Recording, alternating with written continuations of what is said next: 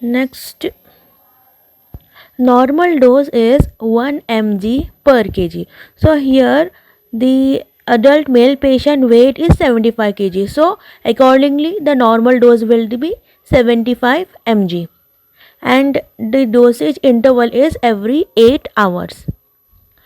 So, and from the data whatever given is, suppose this is a vial, so it is available in the vial of 2 ml and 40 mg of gentamicin sulfate per milliliter. So these all are the data available. So what we need to find is A, that is the creatinine clearance in this patient by Cockcroft-Gault method.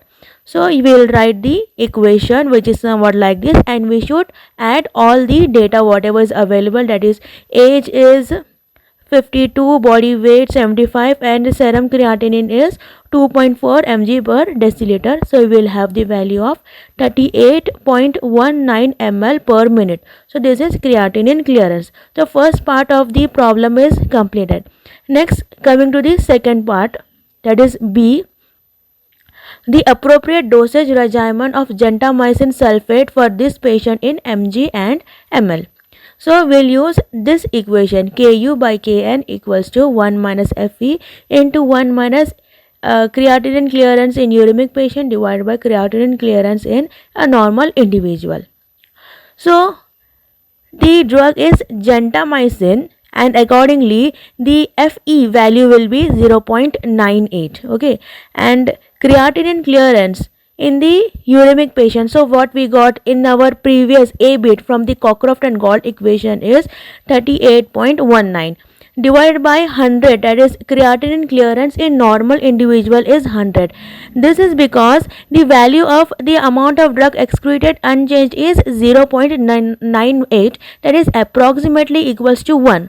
So when the amount of drug eliminated unchanged means the amount of drug excreted via renal route is 1.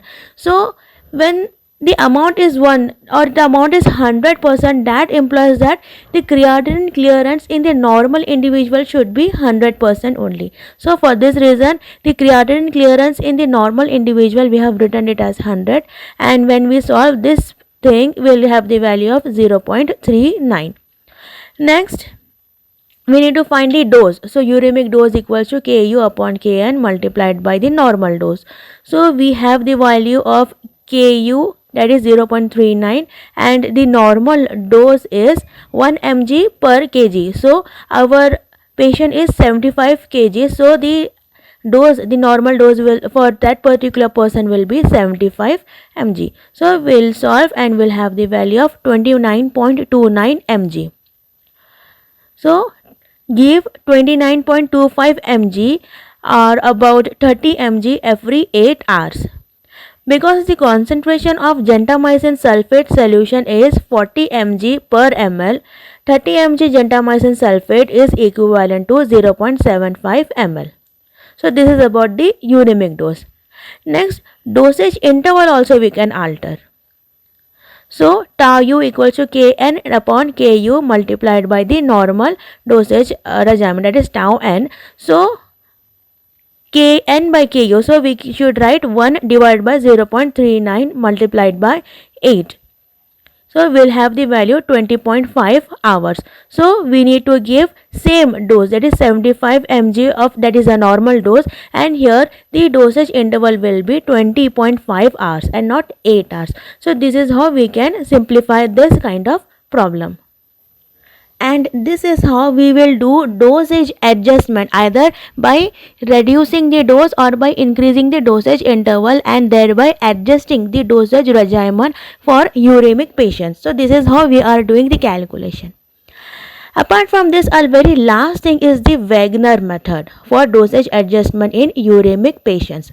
So the various methods of dose adjustment in renal impairment we have seen so far, it assumes that the volume of distribution and fraction of drug excreted by non-renal routes are unchanged.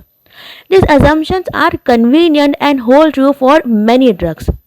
However, in absence of reliable information assuring the validity of these assumptions, the equation should be demonstrated as statistically reliable in practice.